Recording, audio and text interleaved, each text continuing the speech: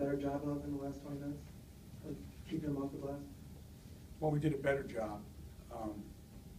It still wasn't up to our standards. But it isn't just at halftime you address things. It's during those timeouts, during those group huddles.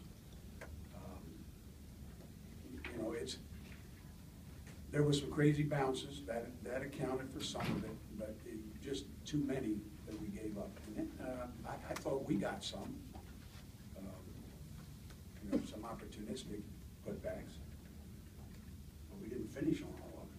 I thought they finished at a high percentage, the ones that they secured. And I don't think we did as good a job getting points out of it when we got the rebounds.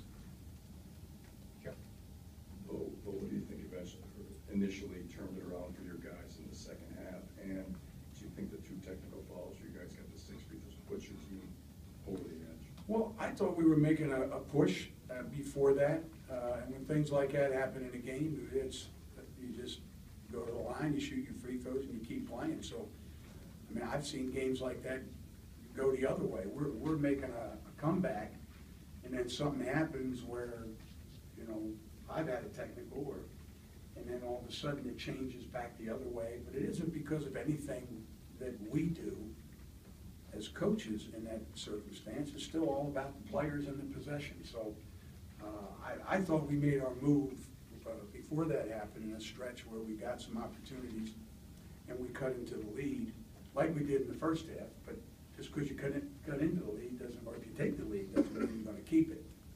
And they certainly weren't going to stop playing hard. I mean, it's early. That's the second game in the Big Ten. Ask any of these players how hotly contested that was. And we're not, you know, so the rest of the teams in the league saw other games already. And it's early. I think Sam was 0 for 9 when he launched that 3 from the right corner. What was going through your mind when he launched that at that point in the game? I think I lost my voice like you did. You had it somewhere. I'm not so happy for him to finally see the net move. But he's not gonna back away from playing. So if he's open, he shoots. You know, I don't say to a guy, hey, all right, you don't take any more shots. You don't have somebody on the floor and tell them that. Now, you might tell them where they can shoot from, you know, like what's your range and things like that. But, you know, everybody's got to be a player on the offensive end and the defensive end. And we found just enough plays to get it done. But a lot of work. A lot of work needs to be done. Kim? Well, Ben had a very quiet first half. What changed in the second half? Do you think that he was able to give you guys a spark? When he found out that I told him they gave him an assist for that inbounds pass. When he's going, really? Yeah, Ben, you got an assist. All right, that wasn't such a bad half. You guys know me too well. He was quiet from the standpoint of, you know, stretching the defense. He wasn't getting a lot of great looks. Penetration wasn't, but it's amazing. You guys that have watched practice, 3 of those shots that he made were from our chair drill. I don't have time to explain the chair drill to you, but those that are at practice know what I'm talking about. So he's a guy that listens, he works hard, and he's opportunistic, and he certainly was in the second half. Yeah. Well, you guys did not shoot well from the free throw line early, but Ben hit those 4 off the technicals. Nigel had 1 or 2, and down the stretch, you guys shot really well. Did you think it helped them seeing the ball go in? Someone hit some free throws. Yeah, I think so. I think that always helps because it makes the scoreboard move.